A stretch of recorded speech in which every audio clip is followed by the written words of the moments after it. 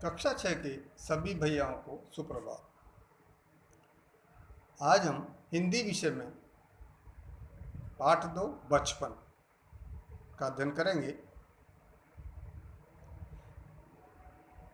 बचपन पाठ के लेखिका हैं श्रीमती कृष्णा सोबती। इस पाठ की लेखिका कौन है? इसको लिखने वाली हैं, लेखिका है लिखने वाली बचपन कृष्णा सोबती। इस पाठ में हिंदी की प्रसिद्ध लेखिका कृष्णा सोबती ने अपने बचपन के बारे में बताया है कि उनका बचपन कैसा था, किस प्रकार उनका रहन सहन था, किस प्रकार उनका खान पान था।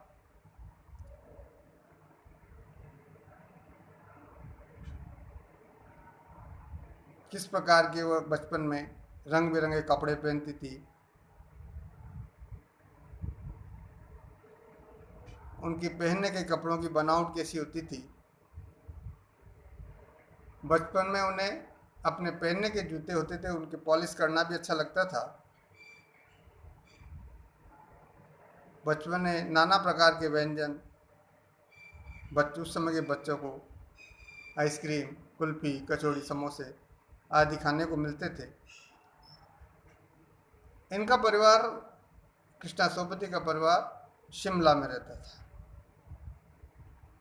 वहाँ पर इनके साथ इनका छोटा भाई भी रहता था। बचपन में इनकी आंखों पर चश्मा लग गया था,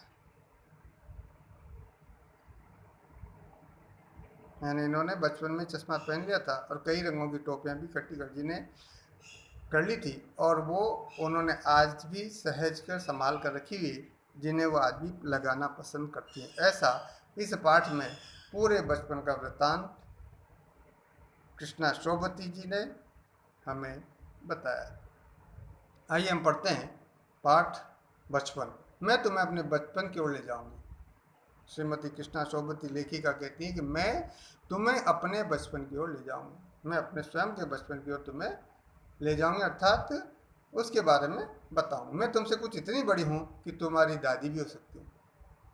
आप बच्चे हैं तो वो आपसे कह रही हैं कि मैं तुमसे इतनी बड़ी भी हो सकती हूँ कि तुम्हारी दादी माँ के बराबर हो सकती, तुम्हारी नानी भी हो सकती हूँ, बड़ी बुआ भी हो सकती हूँ और बड़ी मौसी भी हो सकती है। यानी परिवार में अलग अलग नाते रिश्ते होते हैं और मैं उनमें से एक आपकी हो सकती हूँ। परिवार में मुझे लोग जीजी का घर ही पुकारते थे।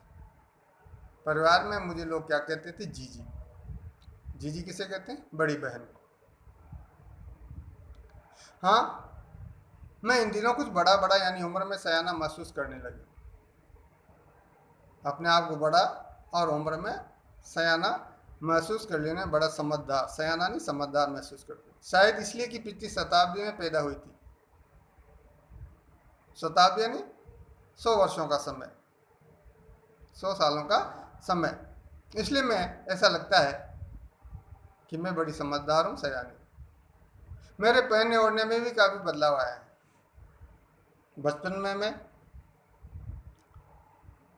रंग बिरंगे कपड़े पहनती रही हूँ, नीला, जामुनी, ग्रे, काला, चॉकलेटी। और उनमें मुझे कौन कौन से रंग पसंद थे? नीला, जामुनी, ग्रे यानी सलेटी, काला और चॉकलेटी रंग मुझे पसंद है। अब मन कुछ ऐसा करता है कि सफ़ेद पहनो, यानी सब रंगों से मन उठ गया और ऐसा लगता है कि केवल सफ़ेद रंग के कपड़े पहनो, गहरे नहीं, हल्के रंग के। मैंने पिछले दशकों में तरह तरह की पोशाकें पहनी। पिछले 10 सालों में मैंने तरह तरह की अनेक प्रकार की अलग अलग प्रकार की पोशाकें पहनी। पहले फ्रॉक, फिर निकर, वॉकर, स्कर्ट, लहंगे, गरारे और अब चूड़ीदार और घेरदार कुर्ते। बचपन के कुछ फ्रॉक तो मुझे अब तक याद है। बचपन में जो फ्रॉकें पहनती थी वो मुझे आज भी याद है। हल्की नीली और पीली धारी वाला फ्रॉक जो उनको बहुत पसंद था, उसके बारे में चर्चा कर रही हैं। गोल कॉलर और बाजू पर भी गोल कफ।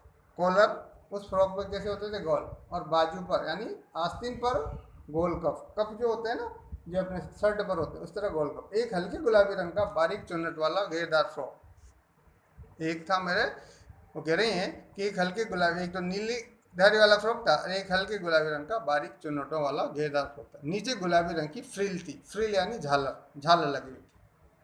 उन दिनों फ्रॉक के ऊपर की जेब में रुमाल और बालों में इतराते रंग बिरंगे रिबन का चलन था। फ्रॉक के ऊपर जेब लगी हुई होती थी और उस जेब पर रुमाल, जेब में रुमाल रखा होता है और बालों में इतराते रंग बिरंगे रिबन का चलन था, यानी बालों पर जो है रंग बिरंगे रुमाल रिबन जो है बांधते थे चोटी बना करके। लेमन कलर का बड़े प्लेटों वाला गर्म फ्रॉक जिसके नीचे फर टंगी थी। लेमन कलर का, लेमन है नींबू कलर का, पीले कलर का बड़े प्लेटों वाला गर्म फ्रॉक और नीचे पर फर टंगी थी। दो ट्यूनिक भी याद है, ट्यूनिक जो आप यूनिफॉर्म में गर्ल्स लड़कियां पहनती, एक चॉकलेट रंग का और अंदर की कोटी पेज, दूसरा ग्रे और उसका सफेद कोटी। मुझे अपने मोजे और स्टॉकिंग भी याद है।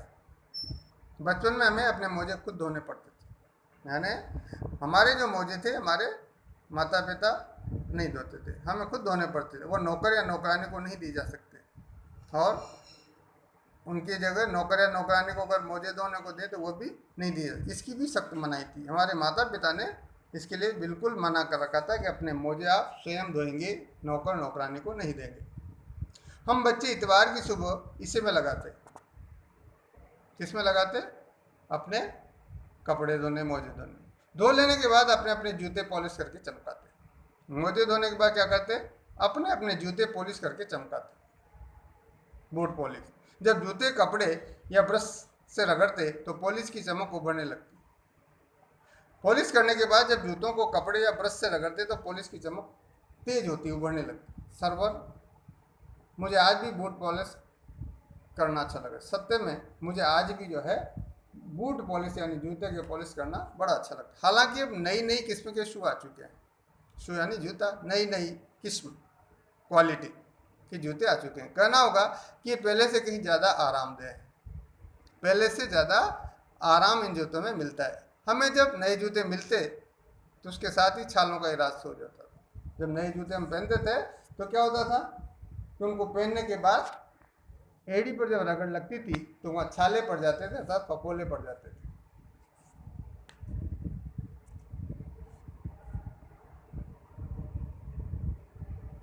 और फिर क्या होता था, चलने में भी दिक्कत आती थी। और फिर हम जो है छालों का इलाज करते थे। जब कभी लंबी सैर पर निकलते तो छालों का क्या इलाज होता था? जब कभी लंबी सैर पर निकलते अपने पास रुई जरूर रखते थे। रुई, जूता लगा तो रुई मोजे के अंदर, जो ही जूता पहने तो पीछे एड़ी के यहाँ जो है उसमें बहुत सारी रुई रख लेते थे। हाँ, हमारे तुम्हारे बचपन में तो बहुत फर्क हो चुका है। दादी कह रही हैं कृष्णा सोबती जी कि हमारे और तुम्हारे बचपन में तो बहुत फर्क हो चुका है, अंतर आ चुका है। हम हर शनिचर को हमें ऑलिव ऑयल या कैस्टर ऑयल पीना पड़ता था।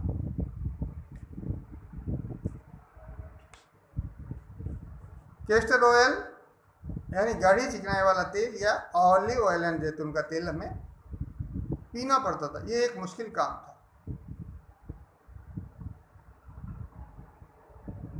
शनिवार ये एक मुश्किल काम था, बड़ा कठिन काम था। शनिचर को सुबह से नाक में इसकी गंध आने लगती। छोटे शीशे के गिलास जिन पर ठीक खुराक के निशान पड़े रहते, शीशा कांच जिन पर ठीक खुराक के लिए निशान पड़ रहते, उन्हें देखते ही मितली होने लगती।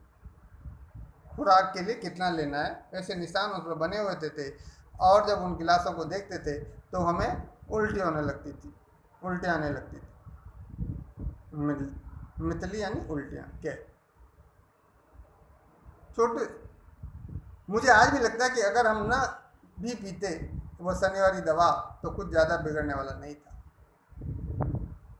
यानी उस दवा से ऐसा कोई विशेष फर्क पड़ता नहीं था। मुझे आज भी लगता है कि अगर हम उस समय उस ज़माने में यदि वो शनिवारी दवा ऑलिव ऑयल और कैस्टर ऑयल नहीं पीते तो कुछ ज़्यादा बिगड़ने वाला नहीं था, सेहत ठीक ही रहती, यानी हमारा स्वास्थ्य अच्छा ही रहता। दादी कहती हैं कृष्णा सोपति जी कि तुम्हें बताऊंगी कि हमारे समय और तुम्हारे समय में कितनी दूरी हो चुकी है, कितना फासला हो चुका है, कितना अंतर आ चुका है। यहाँ तक कि बचपन की दिलचस्पियाँ भी बदल गई हैं। बचपन में किस तरह हम आनंद लेते थे, वह जो है दिलचस्पियाँ, आनंद, रुचियाँ, खुद की रुचि से जिस प्रकार हम खेलते कूदते थे, वह भी बदल गई हैं। दिलचस्पी यानी रुचियाँ। याद रहे उन दिनों कुछ घरों में ग्रामोफोन थे, रेडियो टेलीविज़न नहीं थे। आज जिस तरह हम रेडियो टेलीविज़न देखते हैं, टीवी, वैसे पहले ये नहीं थे, ग्रामोफोन थे। हमारे बचपन की कुल्फ़ी आइसक्रीम हो गई है। हम बचपन में कुल्फ़ी खाया करते थे, आज उसको क्या कहते हैं, आइसक्रीम। कचौड़ी समोसा पेटीज में बदल गया है। कचौड़ी समोसा को आज पेटीज, उसकी जगह पेटीज भी आने लगी। सतूत और फालसे और खसखस के शरबत कोक पेप्सी में।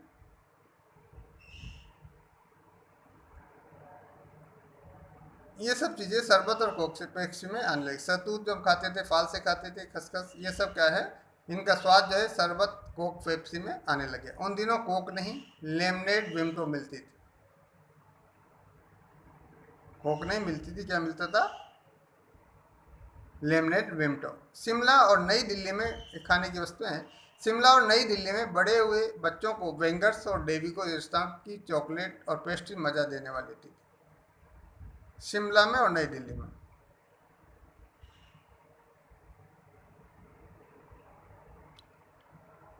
बड़े हुए बच्चों को वेंगर्स और डेवी का रेस्तरा, वेंगर्स और डेवी को क्या है, रेस्तरा के नाम है, वहाँ की चॉकलेट और पेस्ट्री मज़ा देने वाली होती, अर्थात आनंद में। हम भाई बहनों की ड्यूटी लगती शिमला मॉल से ब्राउन ब्रेड लाने की।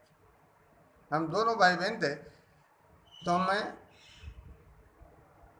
हमारा जो दायित्व था, हमें क्या काम करना को मिलता था, शिमला मॉल से ब्राउन ब्रेड लाने की, ब्राउन ब्रेड लाना। हमारा घर मॉल से ज़्यादा दूर नहीं था, एक छोटी सी चढ़ाई और गिरजा मैदान पहुंच जाते। यानी मॉल कहाँ था, गिरजा मैदान में। एक छोटी सी चढ़ाई चढ़ते और वहाँ से हम गिरजा मैदान, वहाँ से एक उतराई उतरते और माल पर चढ़ते और थोड़ा सा नीचे उतरते और फिर हम माल पर पहुँच जाते।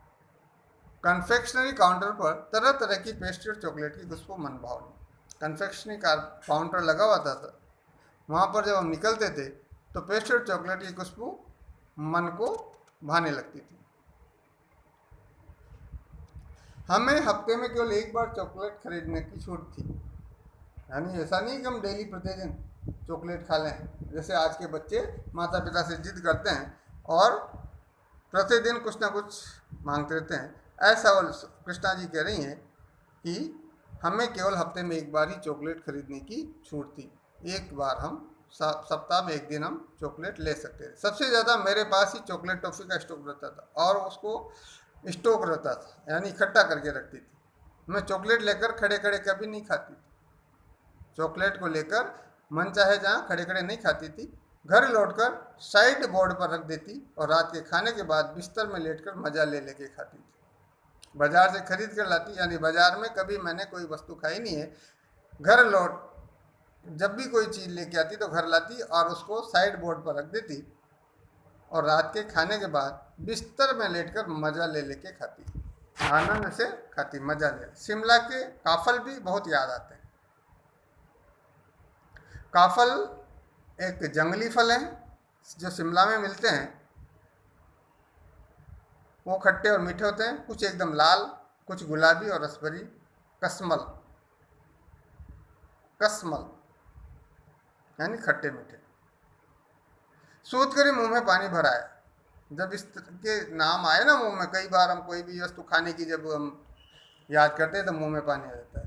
तो सोच कर ही मुंह में पानी भरा है। चेस्टनट और एक गजब की चीज़, आग पर भुने जाते हो और फिर छिलके उतार कर मुँह में खाए जाते। चने और गरम, चने जोर गरम और अनार दाने का चूर्ण। चने जोर गरम और अनार दाने का चूर्ण। हाँ, चने जोर गरम की पुड़िया जो तब थी वो अब भी नज़र आती है। जिस प्रकार हमारे ज़माने में चना जोर गरम वाला उसको बेचने आता था और जिस तरह की कागज़ को घुमा करके जिस नीचे से तिकोनी और ऊपर से खुला हुआ, इस प्रकार की जो पुड़िया वो बना करके चना जो गरम बेचता, वो पुड़िया वैसी की वैसी, इस पर कुछ बदलाव नहीं आया। जैसे उस समय हमारे समय में मिलती थी वैसी आज भी नजर आती। पुराने कागजों से बनाई हुई इस पुड़िया में निरा हाथ का कमाल है, यानी हाथ का कमाल है। कैसे? नीचे से तिरछी तिकोनी और ऊपर से इतनी चौड़ी कि चने आसानी से हथेली पर पहुंच जाए। उसमें से हथेली पर चने निकालकर खाने में आनंद ले पहुंचे। एक वक्त था जब फिल्म का गाना चना जोर गरम बाबू में लाया मजेदार, चना जोर गरम, ऐसा कोई गाना था फिल्म का कि चना जोर गरम बाबू में लाया मजेदार, चना जोर गरम। उन दिनों स्कूल के हर बच्चे को आता था ये गाना। कुछ बच्चे पुड़िया पर तेज मसाला बुरकवाते, यानी डलवाते। कुछ बच्चों को तेज मसाला खाने की आदत होती है तो उस पुड़िया पर तेज मसाला डलवाते। पूरा गिरजा मैदान घूमने तक ये पुड़िया चलती, और फिर हम उसको पूरा गिरजा मैदान जहाँ पर मॉल था वहाँ घूमते और उसको खाते रहते। पुड़िया पूरे मैदान घूमते तब तक खत्म नहीं होती। एक एक चना पापड़ी मुंह में डालने और कदम उठाने में एक खास ही लय रफ्तार थी। यानी हम क्या करते थे, एक एक चना यूँ नहीं तुरंत खा ले, एक एक चना पापड़ी उठाते और मुंह में डालते और एक कदम बढ़ते जाते। ऐसी खास हमारी लय और रफ्तार थी, चाल थी। छुटपन में हमने शिमला रिज पर बहुत मजे किए हैं, घोड़ों की सवारी की है। शिमला के हर बच्चे को कभी ना कभी ये मौका मिल जाता है, कहे क्या, घुड़सवारी करने। शिमला में रहने वाले बच्चे को कभी न कभी घुड़सवारी का मौका, अवसर मिल जाता है। हम जाने क्यों घोड़ों को कुछ कमतर करके समझते हैं। हम पता नहीं क्यों घोड़ों को कुछ कम अच्छा समझते, कमतर यानी कम अच्छा, उन पर हंसते थे। ननियाल के घोड़े खूब हष्टपुष्ट और खूबसूरत, हष्टपुष्ट यानी ताकतवर, स्वस्थ, ताकतवर, खूबसूरत, अच्छे लगना। उनकी बात फिर कभी करेंगे। शाम को रंग बिरंगे गुब्बारे, सामने जाखू का पहाड़, ऊंचा चर्च, चर्च की झंडियां बजती तो दूर दूर तक उनकी गूंज फैल जाती।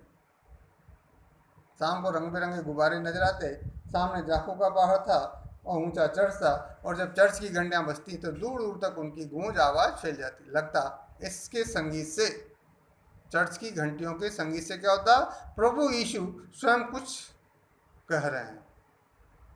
भगवान यीशु जो है, जो चर्च में विराजमान है, वह कुछ हमसे कह रहे हैं। सामने आकाश पर सूर्यास्त हो रहा है। जब चर्च में घंटियां बजती तो सामने आकाश पर सूर्यास्त हो रहा है। गुलाबी सुनहरी धारें नीले आसमान पर फैल रही हैं। जब सूर्य अस्त होता है तो ताम्र वर्ण जो है पूरे आकाश में फैल जाता है और धारियों के समान नीले आसमान पर दिखाई देता है। दूर दूर तक फैले पहाड़ों के मुखड़े गहराने लगे। दूर दूर जो पहाड़ थे उनके मुखड़े उस लाल वर्ण से, लाल रंग से गहराने लगे, और देखते ही देखते बत्तियां टिमटिमाने लगी। रिज पर की रौनक और माल की दुकानों की चमक के क्या कहने। रिज पर की रौनक और माल की जो दुकानें थी इनकी चमक बहुत अच्छी लगती थी, क्या कहने। स्कैंडल पॉइंट की भीड़ से उभरता कोलाहल, यानी बहुत तेज शोरगुल।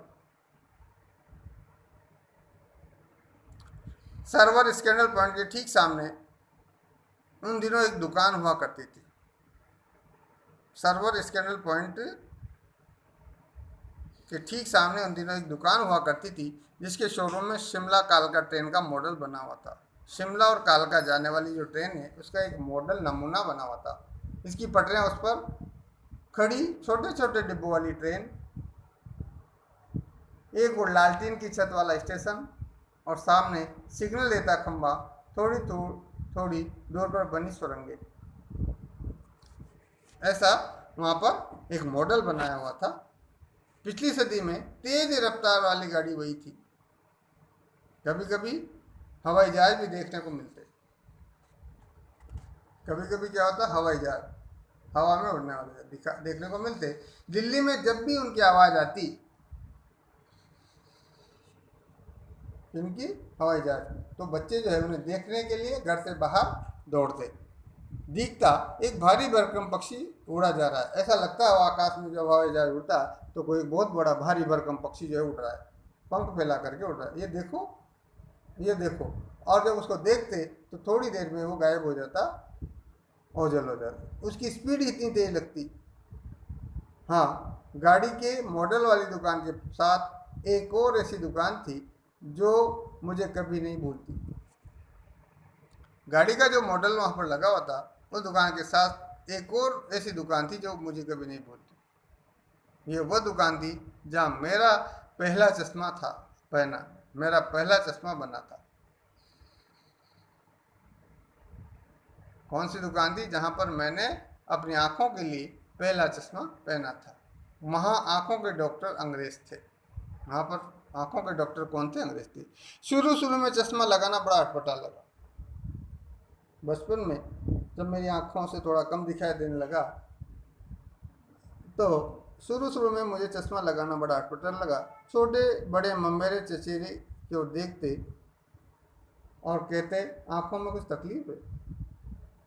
छोटे बड़े मेरे चेहरे की ओर देखते थे, छोटे बड़े मेरे चेहरे की ओर देखते और कहते आंखों में कुछ तकलीफ है। मुझसे कुछ छोटे और कुछ बड़े लोग जो हैं मेरे चेहरे की ओर देखते और वो कहते आंखों में कुछ तकलीफ है, कठिनाई है क्या? इस उम्र में ऐनक, यानी इस समय इतनी कम उम्र में चश्मा, ऐनक।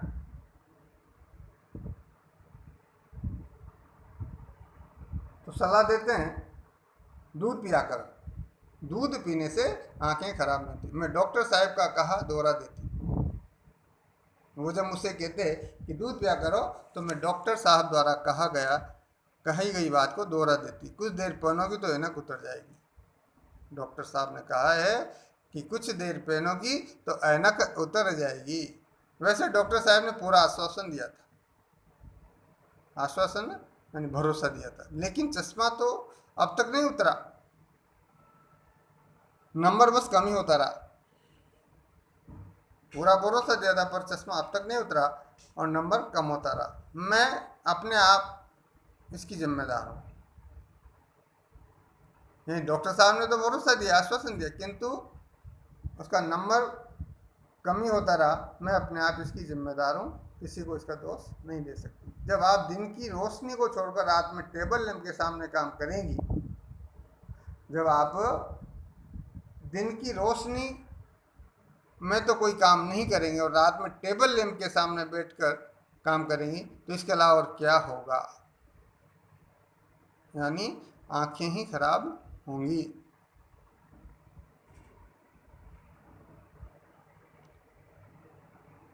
हाँ, जब पहली बार मैंने चश्मा लगाया तो मेरे एक चचेरे भाई ने मुझे छेड़ा।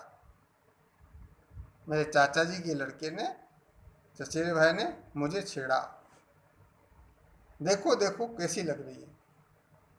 कहते हैं ना, कई बार कोई भी नए वस्त्र पहन लिया, कोई नई चीज पहनकर कोई आ जाता है तो क्या कहते हैं उसके लिए? देखो देखो कैसा लग रहा है। वो कहते कैसी लग रही है। आंख पर चश्मा लगाया ताकि सूझे दूर की, यह नहीं लड़की को मालूम सूरत बनी लंगोर की।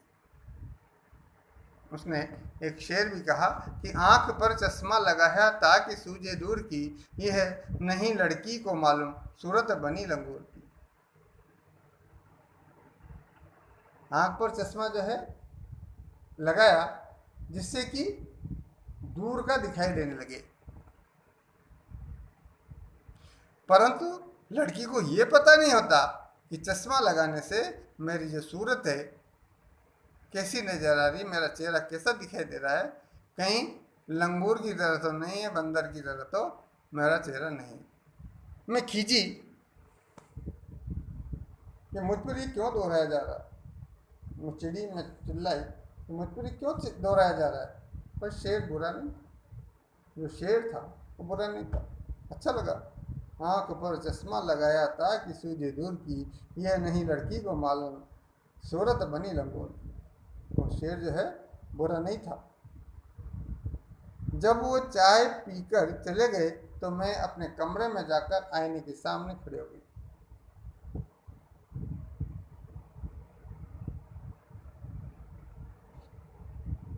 कई बार अपने को देखा, ऐनक उतारी, फिर पहनी, फिर उतारी, देखती रही देखती रही। जब वो चाय पीकर चले गए तो मैं अपने कमरे में जाकर आईने के सामने खड़ी हो गई और कई बार अपने को देखती रही कांच में, आईने में। ऐनक उतारी, फिर पहनी, फिर उतारी, फिर पहनी और देखती रही देखती रही। कहाँ देखती रही? आईने में। सूरत बनी लंगूर की, नहीं नहीं नहीं, हाँ हाँ हाँ। और मन में विचार करने लगी कि वो कह रहा था कि सूरत बनी अंगूर की, लंगूर की, सूरत बनी लंगूर की। फिर कहती नहीं नहीं नहीं, हाँ हाँ हाँ। चश्मा लगाती, उतारती और बार बार अपने आप से कहती कि सूरत बनी लंगूर की। फिर कहती नहीं नहीं नहीं, फिर कहती हाँ हाँ। मैंने अपने छोटे भाई का टोपा उतारकर, टोपा उठाकर सिर पर रखा। मैंने अपने छोटे भाई का टोपा उठाया और सिर पर रखा। कुछ अजीब लगा। जब मैंने अपने छोटे भाई का टोपा उठाया उसके सिर से और सिर पर रखा, कुछ अजीब लगा। अच्छा भी और मजाकिया भी, अच्छा भी लगा और मजाक करने वाला भी लगा। तब की बात थी, अब तो चेहरे के साथ घुल मिल गया है चश्मा। तब ऐसा लगता था, पर अब तो क्या है कि अब बुढ़ापा आ गया है और अब तो चश्मा जो है चेहरे के साथ घुल मिल गया, यानी चेहरे पे भी झुर्रियाँ पड़ गई है तो ऐसा लगता है कि तो साथी बना हुआ। चश्मा जब कभी उतरा हुआ होता है, चश्मा जब कभी उतरा हुआ होता है तो चेहरा खाली खाली लगना लगता है। यानी जब चेहरे पे से मुंह जो है चश्मा हटा लेते हैं तो चेहरा जो है खाली खाली लगता है, सूना सूना लगता है, यानी शक्ल अजीब सी लगती है। याद आ गया वो टोपा जो बचपन में पहनते थे, काली फ्रेम का चश्मा और लंगूर की सूरत। क्या याद आ गया? वो टोपा जो बचपन में पहना करती थी, काली फ्रेम का चश्मा जो लगाया करती थी और लंगूर जैसी सूरत बनी रहती है। इन दिनों शिमला में मैं सिर पर टोपी लगाना पसंद करती हूँ। इन दिनों शिमला में मैं सिर पर टोपी लगाना पसंद करती हूँ। मैंने कई रंगों की जमा कर ली है। क्या कर लिए? टोपियाँ। मैंने कई रंगों की टोपियाँ जो है जमा कर ली। कहाँ दुपट्टों का ओढ़ना और कहाँ सहज सलभ सुबीते वाली हिमाचली टोपियाँ। कहाँ तो दुपट्टे ओढ़ना और कहाँ सहज सहल सुबीते वाली हिमाचली, सहज सरलता से आसानी से मिलने वाली सहल सुबीते, सुविधाजनक वाली हिमाचल की जो टोपियाँ हैं, ये सब जो है मिलना अब दुर्लभ है। ऐसा कृष्णा सोबती जी ने अपने बचपन किस प्रकार व्यतीत किया उसके बारे में बताया। आप भी अपने बचपन को ठीक से संवार कर, सहेज कर, बचपन की यादों के साथ हमेशा रहते हुए अपने जीवन का आनंद लें। यही संदेश कृष्णा सोबती जी ने हमें दिया है। इस प्रकार से आपका एक पाठ संपूर्ण हो गया है। ये पाठ आप पढ़ेंगे, इसका अध्ययन करेंगे और इस पाठ के जो प्रश्न उत्तर हैं वो भी आप अपनी अभ्यास पुस्तिका में करेंगे, जिससे